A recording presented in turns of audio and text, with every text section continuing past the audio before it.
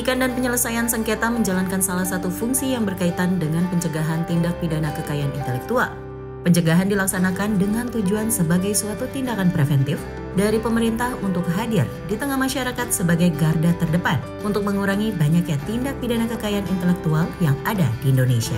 Penyebab utama dari peningkatan kejahatan tindak pidana ini adalah kemajuan teknologi digital yang telah memberikan akses lebih mudah dan cepat terhadap informasi dan konten yang dilindungi oleh kekayaan intelektual.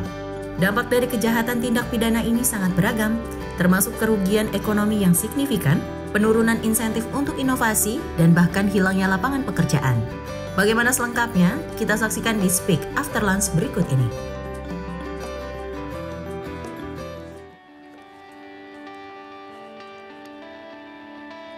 Halo pemirsa, apa kabar? Berjumpa lagi bersama dengan saya Kiki Cahya dalam Speak After Lunch.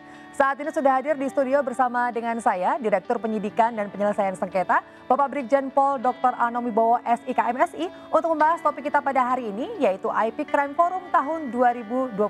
Selamat siang, Bapak Anom, apa kabar? Selamat siang, Mbak Kiki. Baik, Mbak. Ini saya memanggilnya dengan Pak Brigjen, Bapak Doktor atau Bapak Anom nih? Pak Anom saja. Pak Anom saja ya, karena banyak sekali gelarnya Pak Anom. Oke, di sini kita akan membahas mengenai IP Crime Forum tahun 2024. Tapi sebelumnya, ini kita harus menyamakan frekuensi dulu ya Pak ya, mengenai intellectual property atau kekayaan intelektual. Itu sebetulnya apa Pak? Kekayaan intelektual itu adalah suatu hasil dari berpikir, berkreasi, berinovasi dari seseorang, yang kemudian setelah hasil kreasi dan inovasinya itu diwujudkan menjadi sesuatu, itu memberikan nilai ekonomi. Ya, karena dengan penemuannya itu, dengan kreativitasnya itu, akhirnya orang itu mampu menambah nilai dari suatu barang atau benda atau jasa, apalagi setelah dicatatkan di kantor kekayaan intelektual di suatu negara, misalnya di Indonesia di kantor kami. Nah, perkembangan dari nilai barang atau jasa itu kan semakin lama semakin populer. Nah, ini kadang-kadang bisa menyebabkan suatu kelipatan pertumbuhan ekonomi dari suatu catatan tentang kekayaan intelektual yang telah diciptakan itu, sehingga di negara-negara maju itu mereka sangat aware dan memberikan perlindungan bagi kreativitas, temuan yang tercatat menjadi kekayaan intelektual. Baik, jadi itu sangat potensial untuk pertumbuhan ekonomi suatu negara juga ya Pak ya? Betul. Lalu apa saja Pak yang termasuk dalam kekayaan intelektual itu? Kekayaan intelektual itu yang pertama, kekayaan intelektual yang menyangkut pada individu seperti hak cipta. Hak cipta ini misalnya sebuah lagu atau mungkin video atau logo yang diciptakan oleh individu tersebut, ya. Kemudian ada juga hak yang memberikan nilai industri ya, seperti contohnya paten, kemudian merek dagang, desain tata letak, industri terpadu, kemudian desain industri. Dan yang ketiga adalah kekayaan intelektual yang bersifat kumulatif, komunal ya, seperti KI komunal itu seperti karya-karya yang diciptakan suatu komunitas, baik itu suku, kelompok dan sebagainya. Kemudian indikasi geografis yang mungkin itu juga diciptakan atau ditemukan dari suatu tempat yang memiliki ciri-ciri khusus, ya, sehingga menghasilkan suatu produk-produk yang terkenal yang mungkin tidak bisa tumbuh di tempat lain atau muncul di tempat lain. Berarti ini sangat luas ya Pak ya, untuk kekayaan intelektual itu. Tadi Bapak sebutkan ini banyak sekali listnya, banyak sekali daftarnya. Lalu kemudian apa yang melatar belakangi terbentuknya Intellectual Property Crime Forum tahun 2024 ini? Latar belakangnya apa Pak? Latar belakang pertemuan IP Crime Forum ini adalah sejak tahun 2021 kami telah membentuk ya Satgas Kekayaan Intelektual atau dalam bahasa Inggrisnya IP Task Force ya, oleh keputusan Dirjen pada saat itu yang terdiri dari 5 agensi saat itu. Dari kantor DJKI, terus kantor Barreskrim Polri, kemudian Deputi Penindakan atau Direktur Penyidikan BPOM, kemudian dari Dirjen Aptika Kementerian Kominfo, serta dari Dirjen Bea Cukai di bawah Kementerian Keuangan. Tapi dalam perkembangannya task force ini berkembang, nanti akan ditambahkan dengan dari Kejaksaan Agung, dengan Kementerian Perdagangan dan Kementerian Kesehatan. Baik. Jadi banyak sekali yang terlibat juga dalam pelaksanaan ini nantinya. Untuk kemudian sejauh mana nih Pak perubahan sistem kekayaan intelektual di Indonesia, khususnya dalam perlindungan hukumnya? Ya, menyambung dari pertanyaan pertama tadi, dari task force itu kita membentuk pertemuan untuk internal dari task force member yang berupa IP Crime Forum itu tadi.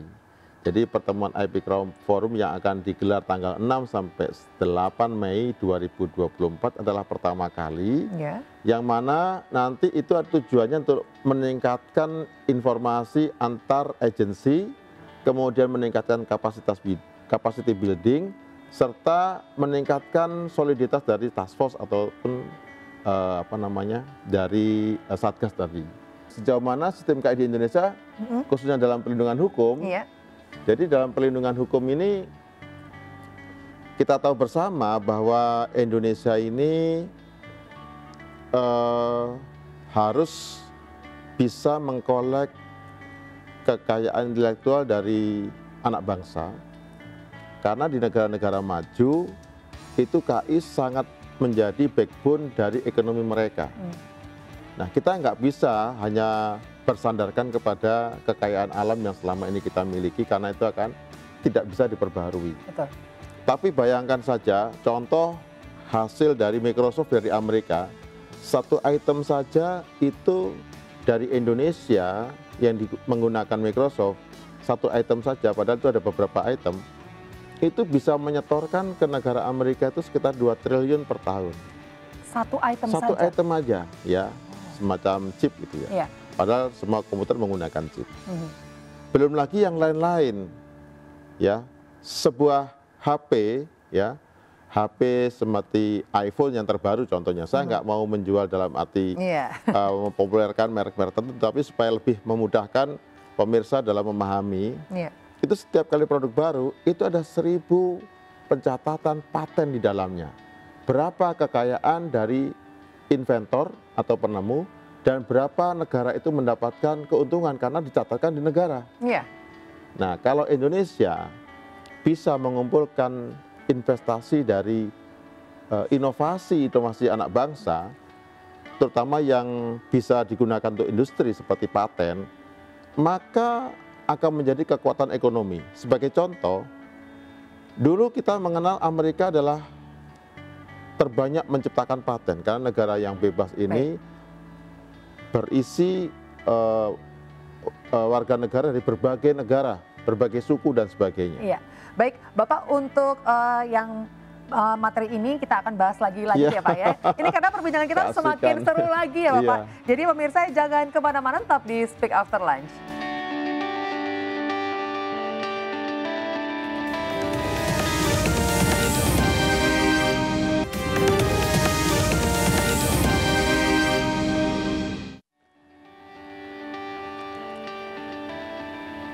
Kembali lagi di Speak After Lunch dan kita masih membahas mengenai tema kita pada hari ini, yaitu IP Crime Forum tahun 2024. Pak Anom, tadi kita sudah sempat membahas sekilas mengenai paten dari Amerika yang menghasilkan luar biasa kekayaan untuk negara mereka ya Pak ya. Betul. Mungkin dapat dilanjutkan kembali Pak?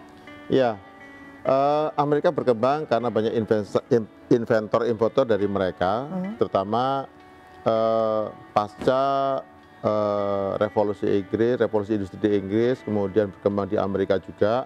Banyak temuan-temuan, dan kemudian pada masa setelah pasca Perang Dunia Kedua ini banyak negara yang mengalami kebangkrutan ekonomi.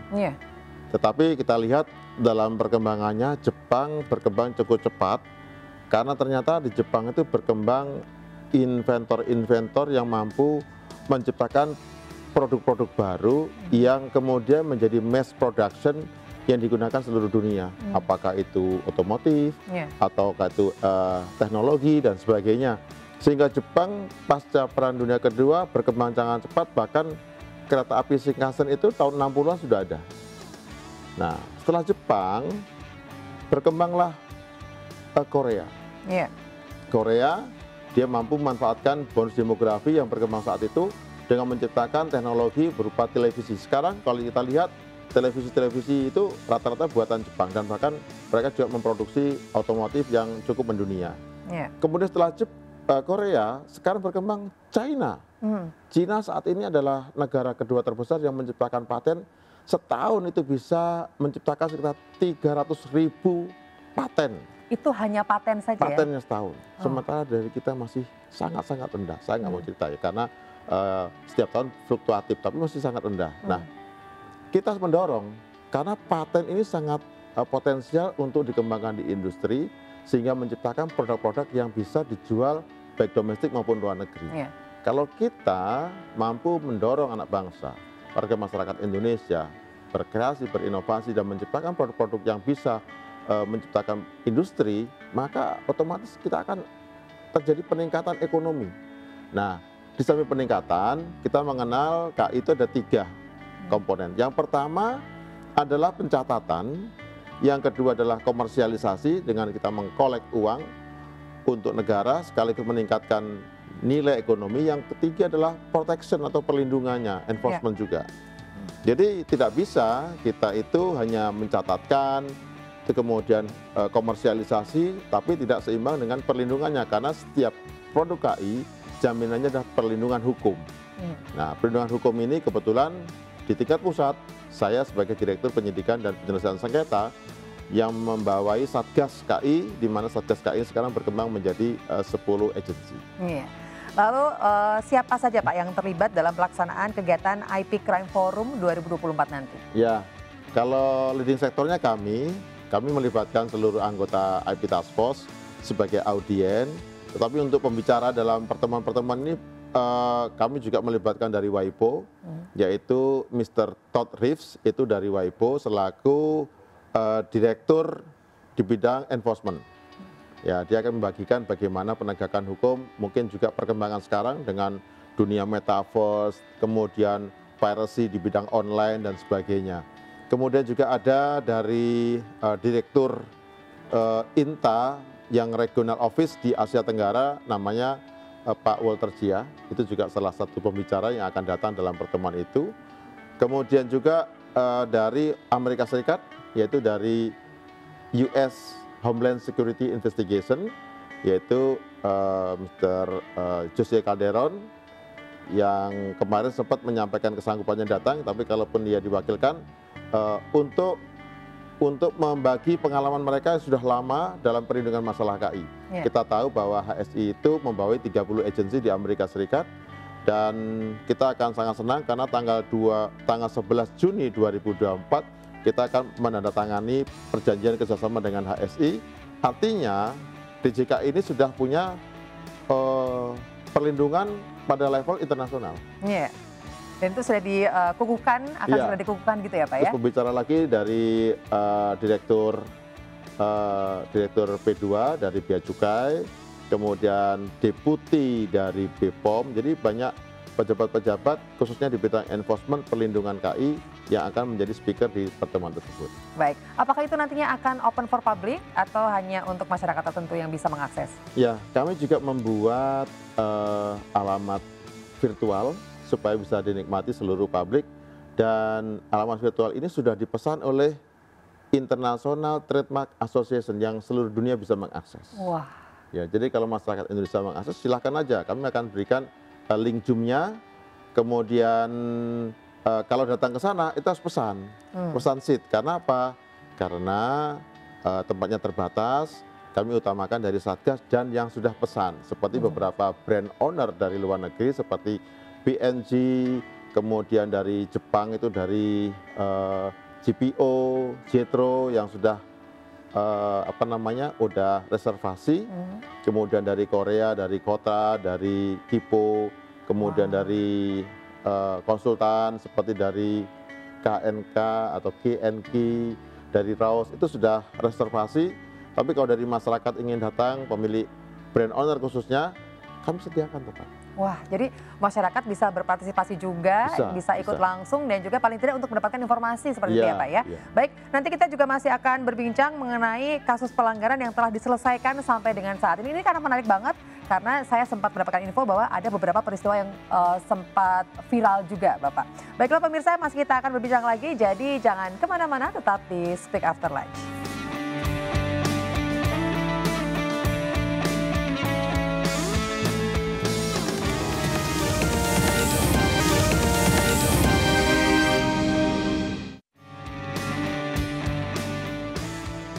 Kembali lagi di Speak After Lunch dan kita masih membahas mengenai topik kita pada hari ini yaitu IP Crime Forum tahun 2024. Pak Anom mungkin bisa di-share kepada masyarakat kasus-kasus apa yang sudah diselesaikan, yang sudah viral, sempat viral dan juga mungkin jumlah kasusnya sampai sekarang sudah berapa Pak yang sudah terselesaikan?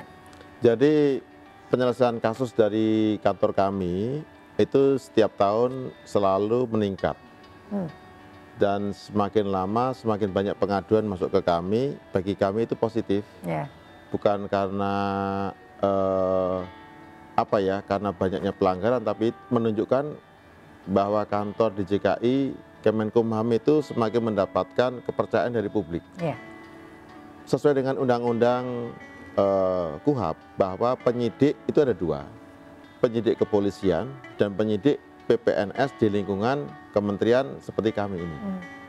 Jadi masyarakat pada umumnya masih melaporkan gugatan KI atau pelanggaran KI melalui kepolisian, tapi semakin berkembangnya waktu, mereka banyak melaporkan kepada kami.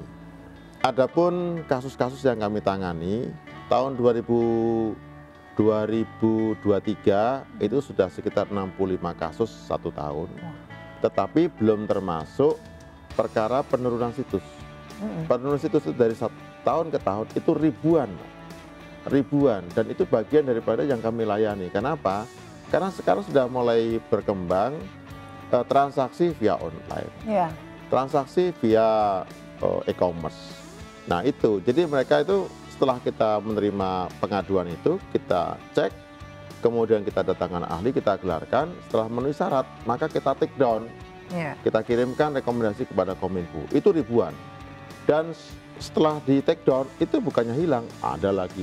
Jadi setiap bulan itu ratusan perkara yang kita blocking atau take down. Kalau perkara yang sifatnya fisik yang berjalan itu tahun lalu 65, tahun ini mungkin sudah berkembang, tetapi kita kan masih pada bulan Mei ini. Ya tentu akan bertumbuh. Tetapi banyak juga perkara-perkara yang Mbak sebutkan tadi yang kiranya itu bisa spektakuler. Itu contohnya pelanggaran pembajakan video atau hak cipta atau film atau lagu yang dari Korea atau drama Korea dan K-pop dari Korea. Di mana pengadunya adalah perusahaan-perusahaan broadcast dari Korea, kemudian diantar oleh Kementerian Pendidikan, Kebudayaan dan Olahraga yang membawai Direktorat Jenderal Hak Cipta di Korea. Nah, ketika melapor kepada kami menangani perkara ini sehingga bisa kami sita barang bukti dan mendapatkan tersangka dari Korea Selatan. Setelah kita deportasi ke sana, dikembangkan menjadi 6 tersangka sehingga totalnya 7. Dan insya Allah mudah-mudahan nanti dalam waktu dekat kita mendapatkan reward dari Interpol karena mereka lah yang mengantar perkara ini sampai di kantor kami. Wah, luar biasa. Jadi Interpol nanti akan memberikan reward atau penghargaan gitu ya Bapak ya. Itu kapan Pak kira-kira?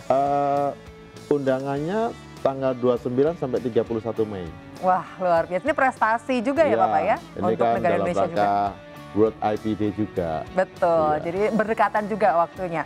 Lalu ini harapan Bapak dari terselenggaranya kegiatan IP Crime Forum ini apa saja Bapak?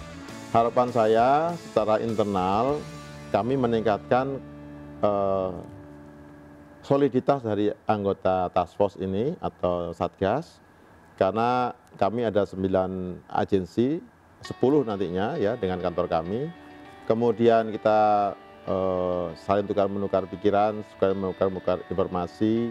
Kemudian juga apa yang menjadi work plan di tahun-tahun kemudian, sehingga harapan kita Indonesia bisa keluar dari status priority watch list ya yang diumumkan oleh Special Report 301 dari USTR Amerika Serikat. Karena dengan status priority watch list ini menimbulkan kepercayaan dunia khususnya Barat untuk berinvestasi di Indonesia ini ragu-ragu. Takutnya mereka membangun factory di sini ini lalu dibajak kayak di negara-negara yang lain. Betul. Tapi kalau kita bisa keluar dari status ini, saya yakin kita akan bisa menjangkau atau bersama-sama memasuki tahun Indonesia Emas 2045 dengan bertumbuhnya industri maupun pabrik-pabrik yang ada di Indonesia. Baik, lalu yang terakhir Bapak singkat saja, ajakan untuk masyarakat agar lebih aware tentang kekayaan intelektual. Silakan Bapak. Indonesia saat ini sudah menjadi negara terpandang dengan kita terlibat menjadi negara grup 20 Indonesia terbesar. Grup negara-negara terbesar yaitu G20. Sebagai negara G20, kita dianggap memiliki potensi ekonomi yang besar. Oleh karena itu, menjadi negara besar, kita harus meninggalkan penggunaan barang-barang palsu, barang-barang yang tidak memiliki sertifikat KI. Kenapa? Karena ini akan mematikan industri yang kita miliki sendiri. Contohnya UMK, pabrik dan sebagainya, dan justru akan meningkatkan pengangguran karena produk kita tidak terjual karena masyarakat lebih suka barang yang branded tetapi palsu. Betul. Nah, ini kerugian. Baik. Kerugian tidak hanya kepada masyarakat tapi juga bagi negara. Kenapa? Barang palsu tidak pernah membayar pajak. Nah, ya. Baik. Baik Bapak, terima kasih sudah hadir bersama dengan saya di sini. Juga untuk pemirsa mungkin yang ingin tahu lebih lanjut bisa langsung mengakses di dgip.go.id, betul ya Pak Betul, ya? betul. Baik, sekali lagi terima kasih untuk Bapak Brigjen Pol Dr. Anom Wibowo SIK MSI. Sukses untuk acaranya dan juga sukses untuk nanti awardnya ya Bapak. Baiklah pemirsa, akhirnya saya Kiki Cahya pamit. Terima kasih dan sampai jumpa.